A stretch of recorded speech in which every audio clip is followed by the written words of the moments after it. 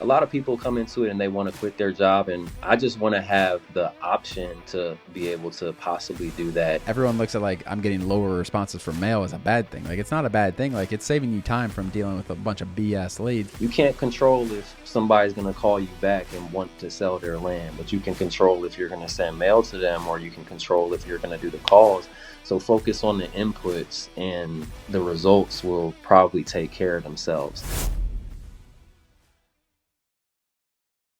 Hey everybody, welcome back to the Real Estate Investing Podcast. I'm your host, Ron Apke, joined today by one of our students, been with us for about 14 months or so, Kyle Scott. Kyle, welcome to the show. Thanks, Ron. Appreciate it. Happy to be here. Awesome. I'm happy to have you. I'm excited to hear your story. Let's just talk about your background. Like what you're doing you have a W-2 right now. How'd you get started in this land thing? So I started, I have a job as a software developer right now. I got that from going to like a boot camp about 6 years ago. I actually switched careers. I was a listing coordinator at a real estate company in Northern Virginia. So I used to go to the houses and actually like take the pictures, take notes to write the stuff up and put it on the MLS and do the marketing for all our listings all the time. Became a developer after that because it wasn't much of a ceiling. There was a ceiling on it. But after I did the development for a while, everything happened that happened in 2020, and we started working from home. So I was trying to find a way to, maximize my time a little bit more and do a couple of things added onto my job since a lot of times I would be remote some days. So got started in that, started with infill lots in Florida, like a lot of people do. I know you guys interviewed, I think, Elijah. And he's one of the people that I kind of learned that from a little bit, and did that kind of just really, really part-time basis. Went to an event in like October 2023. And when I went there, I like met a lot of people that were doing it on a very high level. And it's like, it made it real to me. So I'm like, let me see what I can do with this. So last year, 2024, I started kind of doing this and just been sending mail since, and just kind of just love it. So yeah. So you've been around the block in terms of doing different things, testing things out, and you're still doing your software development job full time, correct? Yeah, correct. So how much time, like 2024, how much time are you putting into this business? So I'm probably putting in, if an hour a day, just trying to kind of find markets and do pricing and just reviewing stuff. But yeah, it's really not that much time. That's one of my goals this year, is to put a little bit more time in it, since now I have like a real proof of concept and an idea of what to expect with everything. And since we're talking about time, let's get into how much money. We'll get into the deals in particular. How much money did you profit last year we talked about this before. Yeah, so probably about 56,000. So that's. And I wanted you to say that because you just said time, and there's 52 weeks in the year, and you made $56,000. Right. And when you look at it like that, you're like, oh crap.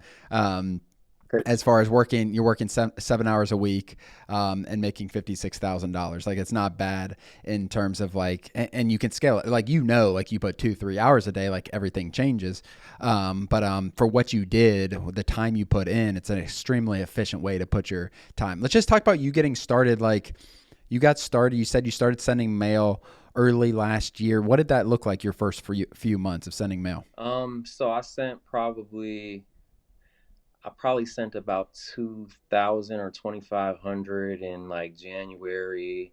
Then I got a couple deals under contract. I've had like three or four deals fall out over the past year because I've been doing Virginia mainly, and there's a lot of issues with like the soil, and the soil tests seem to fail, and they're kind of hit or miss. But yeah, I did like 2,500 January.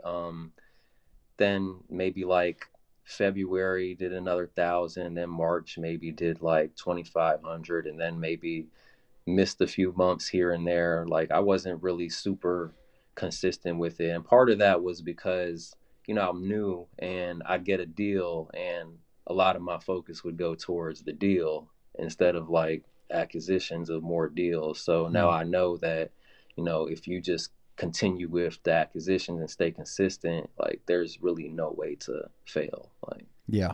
That definitely can happen when you're working a full-time job, and you said like it's like a full-time job. It's not like some people's full-time job where they're working a full-time job and they're doing land at the same exact time. It sounds like you're like, when you're working, you're working. yeah. And when you're not working, like that's when you fit in an hour of land a day. But yeah, that 100% makes sense. It wasn't like a high volume or anything. How did that work with acquisitions with your time? Like, do you feel like you lost some deals if you weren't fast with sellers, or did you really focus on that side, responding to sellers fast? So yeah, I responded pretty fast. The way I have things set up, I do, and I did all of my mail like from home. I hire out a company that prints Mm. letters after I do the mail merge, and they come like pre-folded as a Z fold, and then I just stuff them in envelopes. It doesn't really take all that long. But I don't think that I lost too many deals. I answered the phone when I can. Like I said, I work in kind of a secure facility, and I put that on my letter so that they understand that I might not always get to the phone. Um, but I've noticed a lot of the deals, like people leave messages on my voicemail. Any deals that fell out were just probably a matter of me not having enough knowledge at the time, probably. Mm-hmm. Um, Most of the time someone calls, like I can see if I had a missed call, because it like rings once and then goes straight to the voicemail. And it's probably a handful of times out of like hundreds of calls that people, didn't leave a voicemail. And not hundreds of calls, but some people aren't Mm-hmm. happy. It's some funny ones mixed in there, but For sure. You definitely get those. Before we get back to the show, guys, make sure to leave us a comment and hit that subscribe button and turn on the notifications. Ron and I read through every single comment individually. It helps us plan our 2025, our topics, what you guys want to hear, and helps us improve the show. It means a lot, guys, and let's get back to the show. What were like your expectations coming into this business? Like, you joined the course late 2023. What expectations, I don't know if you even recall, like what expectations did you have for 2024? Because it's not like you were like, I'm going to try to, like, clearly you weren't like going into like, I want to quit my job in the first 3 months or something like that. Like, I'm going to make what I can of it with the time I have. Is that kind of your expectations coming in? Do you recall that? right. So I'm glad you asked that, because you said just a little earlier about like kind of like 1,000 a week or whatever, 52 weeks in a year. And I was going into it just like, if I could just take the income that I make from my job that I can save, and like if I can just maybe like compound that a little bit and just Mm-hmm. have another side job without having to actually work, like put my actual time in, like hours out of a day at another job. Like that was my expectation. So I mean, if I could hit 40 or 50,000, I would have been happy, because I was really trying to learn about the process. And I'm not a lot of people come into it and they want to quit their job, and I just want to have the option to be able to possibly do that if things were to happen where maybe there's like a shutdown, or like AI kind of replaces developers. I want to have the option. So I'm just trying to do like a really slow build, and just get there. And I kind of know what I know now, so I feel like I'm just gonna kind of amplify it a little bit more this year. Ton of value in the patience, for sure. Like, with not like, some people come in with overly zealous, and I want people, like the people who want to, like, you got to have action behind it. But some people come in and then they want to quit their job in 3 months, and then they don't do anything. Opposed to you, that's just like, I'm consistently doing my 2,000 mailers, and I'm going to get what I'm going to get. I'm going to work the sellers, everything like that. And yeah, I mean, $50,000 with what, like, the time, it's amazing. Like, that's an amazing first year. And like you said, it's not just time you got out of it. And that's what some people don't realize, like the value in what you learned, the mistakes you made, how you can adjust and like improve the following year, just with like little things, the lessons you learned over the last 12 months, I'm sure, like with the perk test, all these different things that happen.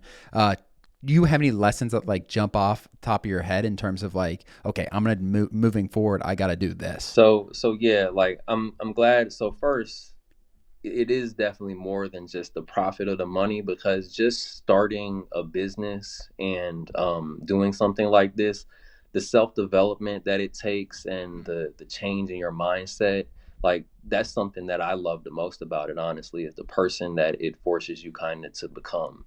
But I did learn a lot of things through the process, just talking to sellers in general in the first place. I'm not really a salesy person like that. I'm more laid back. And I kind of found my style of talking to people. And then one of my deals was a probate that I helped a guy through. And like, there was a lot of stuff that went on with it. Like, the lawyer had said that he had everything in shape to for us to close on the property, and it ended up the lawyer only submitted documents for his mother's estate in Maryland and nothing in Virginia. So I had to go back and forth with the probate office in Virginia to get like 4 different documents signed.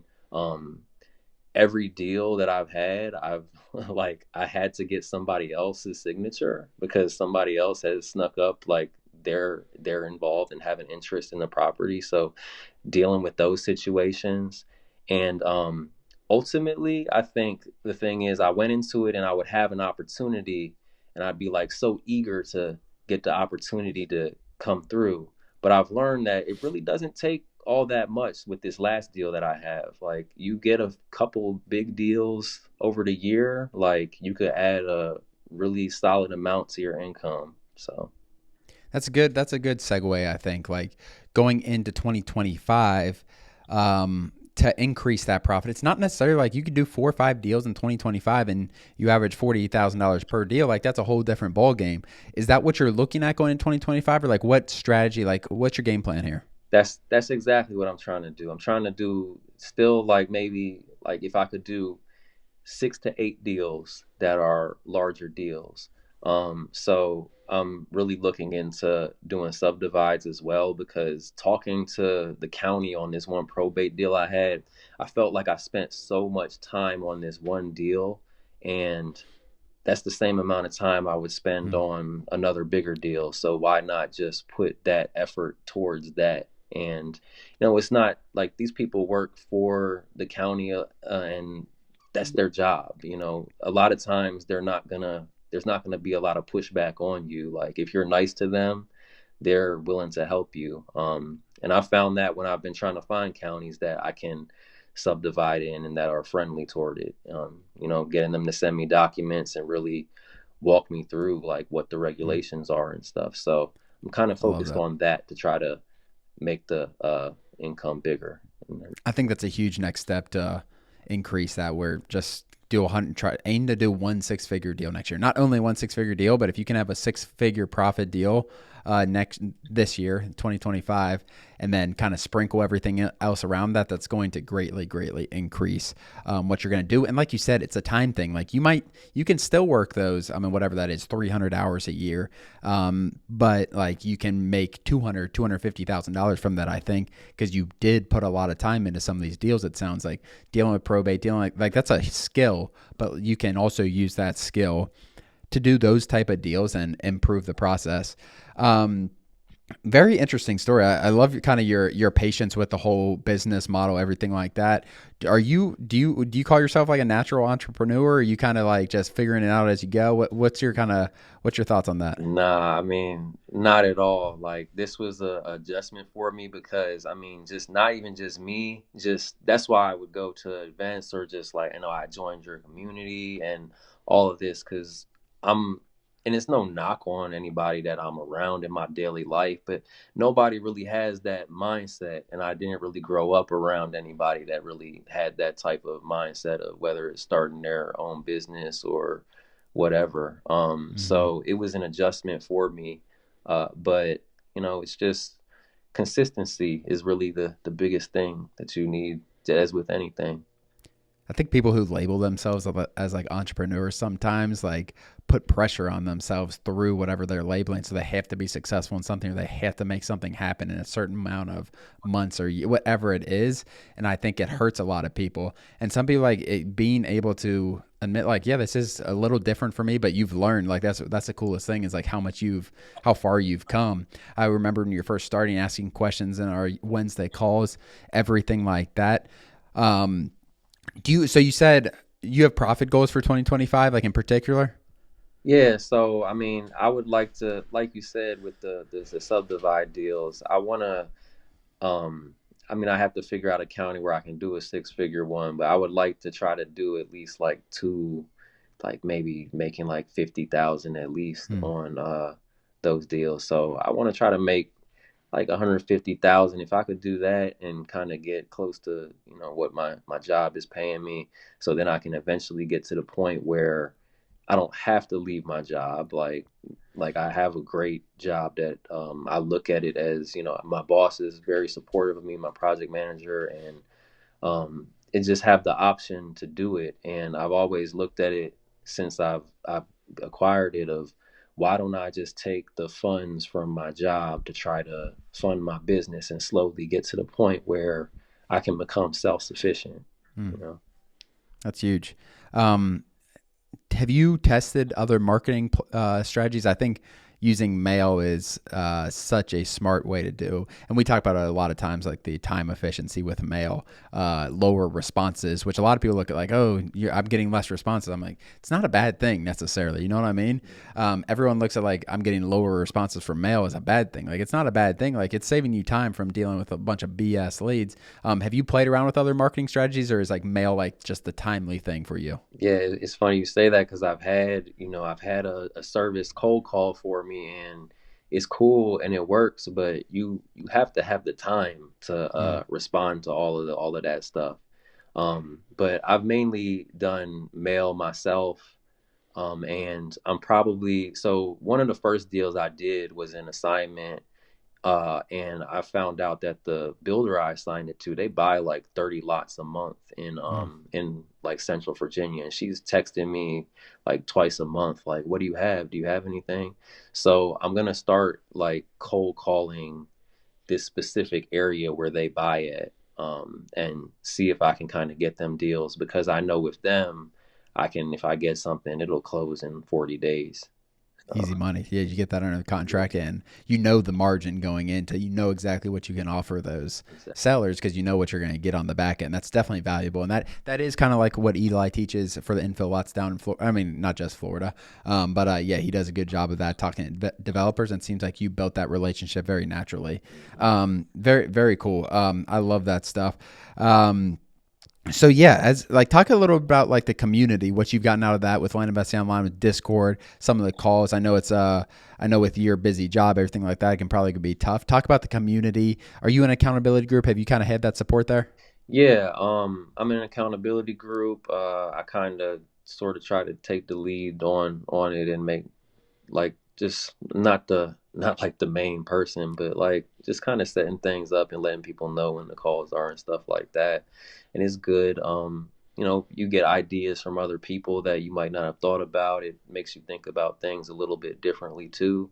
The community in general, just the Wednesday calls are great. It helps you kind of you literally can just mimic the process that you guys do of literally just taking the owner's name or APN, putting it in the land portal or whatever it is, and looking it up, cross-referencing that of where it is in the county on the map on Zillow, and then you kind of get ideas of because what you don't know, you don't know what you don't know. So you guys might say something that somebody would have never thought that could be a hiccup on a deal or something like that. So I think it's really valuable, and I try to make as many of them as I can. So I think being around people that like are not making the same mistakes, but being around people. I'm in business groups, entrepreneur groups, everything like that, and like being around people that are like going towards goals. And I think that's what we try to build around Land Investing Online and like the paid community and everything like that is people that are trying to go to the same place. People like you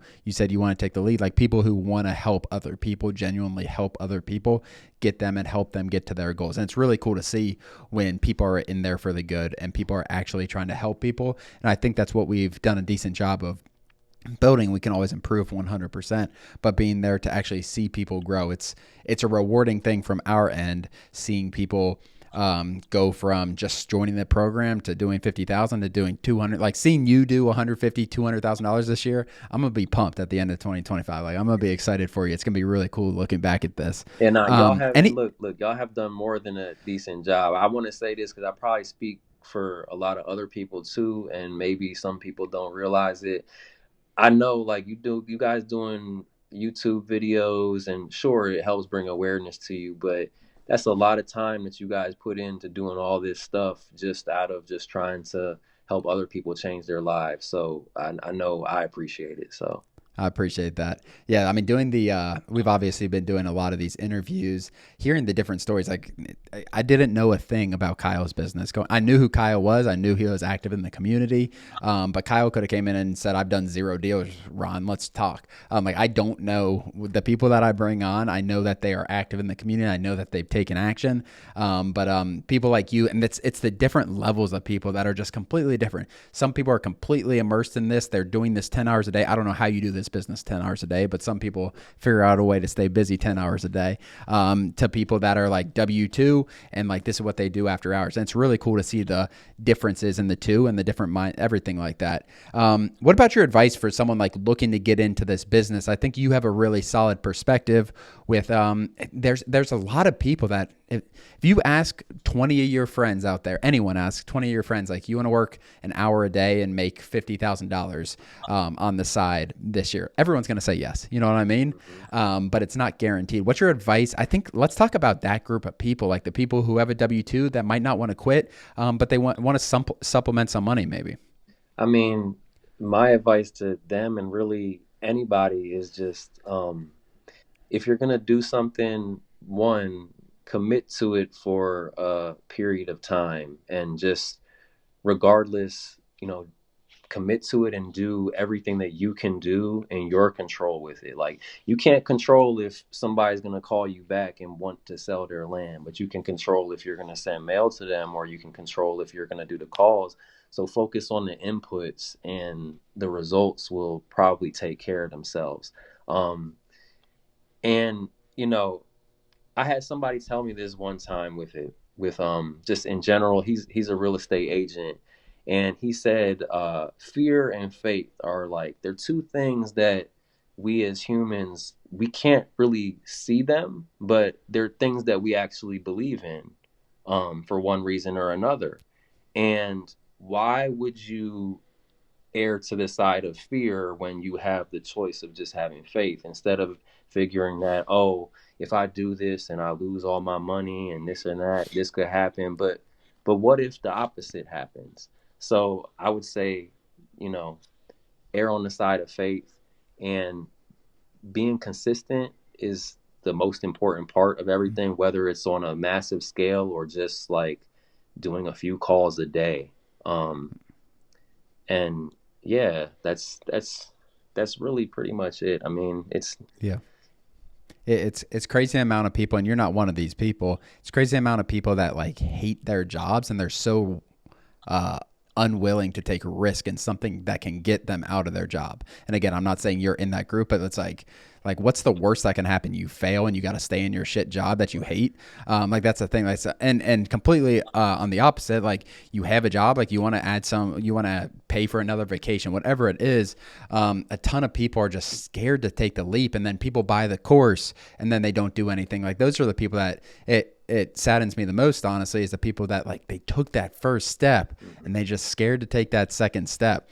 Or they just haven't done it yet, whatever it is. And maybe they just need a little bit of a push, motivation, everything like that. So I would also say, Ron, to know why you're doing this too. Like, it doesn't have to be a super deep reason, but if you have a why, that will help you from like just, because times might get difficult with things, and you might get a call from a seller that ruins your day. I just lost the deal because of a soil test that I would have made 20,000 on.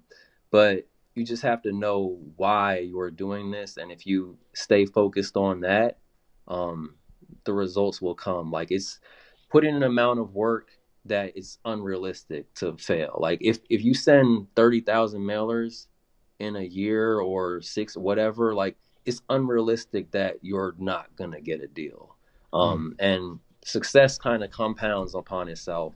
And that's basically because as you do things more and more, you just kind of get better and better as you do them, and you know what you're doing now. So that makes a ton of sense. I like that a lot. Going back a little bit, for like people getting into this business, I think one thing I've seen from a ton of successful people, and you said when I first asked you advice, like commit is what one of the first words you said, like you got to commit.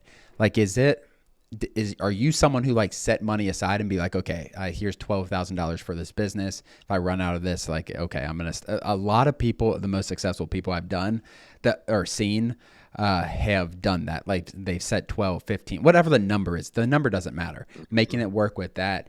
And I've heard so many people recently, and it didn't really click for me because I'm just the type of person, I'll keep on, if I believe in something, I'll just keep throwing money at it. But what are your thoughts on that strategy in general? I think it's a good strategy. I mean, it's similar to what I've done. I mean, I look at my income that I have from my job. I literally have, since been a kid, I've had a spreadsheet of just like what I have, my expenses are on what each month. And I just add an expense to my land business. And I know that, I even have an account that I pull my money out of from the direct deposit from my job, put it in that account, and I just transfer that into my business account. And I'm just committed to doing that all the time, like every month, and until it succeeds. I mean, I'm the type of person that when you start something, I'm probably not gonna stop, because imagine like you walking somewhere like across the country and then you're halfway there. Are you gonna turn around and go back? Like, nah, you're too far now. That's a good point. You're closer to the goal than you realize, I think. Mm-hmm. And the reason I said that is, because some people, like, they just dip their toe in and they're like, okay, I sent one mailer and it didn't work. It's a very common thing. That's why, like, okay, let's not even a money amount. Let's commit to this business for 6 months. If you can give me that, like, I think we can get you to where you need to be. Anyone, if you're putting the action steps in, like committing to maybe not a money amount, like I said, but committing to a set amount of time of like giving this business your all, like really give this business your all. Don't be negative about the business. It's an input game, like you said, Kyle, which I love. And I think that's like, you got to have some kind of commitment. It's not just a day-to-day thing. And I think some people are so like, okay, how I feel today is how I'm going to do my land business. All right, today I don't feel good. I'm going to not do anything today. Then one day it's just like, I'm done. Mm-hmm. Yeah, I think, I know you coach basketball, and I think of like, I look at athletes that I kind of admire and kind of just look at the way that they did things. And, do you think that like Kobe would just like, he didn't feel like it, so he just didn't do it? Or, you never see what goes on behind the scenes or in the dark. So even the people that come on your podcast, I'm sure they've had tons of like failures, but you just don't really see those all the time. So if you just focus on the work, commit, like you said, doesn't even have to be money. It could just be like, I'm going to commit to spending an hour a day on this and sending out, I don't know, because I send my mailers like daily, essentially, since I do it from home. So I send like 100 a day. So just commit to something that you will put into it, and don't even focus on what happens afterwards. Like, obviously focus in trying to get the deals done, but your main focus should be, okay, let me put in all the work that I know will eventually get me a result, and focus on that instead of how much money resulted from that. I love that. So. I love that. Kyle, I appreciate you coming on. Guys, if you guys are watching on YouTube, hit the subscribe button below. If you're listening on Spotify or Apple, share this with a friend. Kyle's in our Discord community, pretty active in our Discord community. Shoot him a message if you have any questions. Kyle, I appreciate it so much. We'll see you guys next time. Appreciate you, Ron. As always, thank you for joining. Please do us a huge favor and like and subscribe our YouTube channel and share this with a friend. It really means the world to Ron and I, but more importantly, it could help change the life of someone else. Thanks for joining, and we'll see you next episode.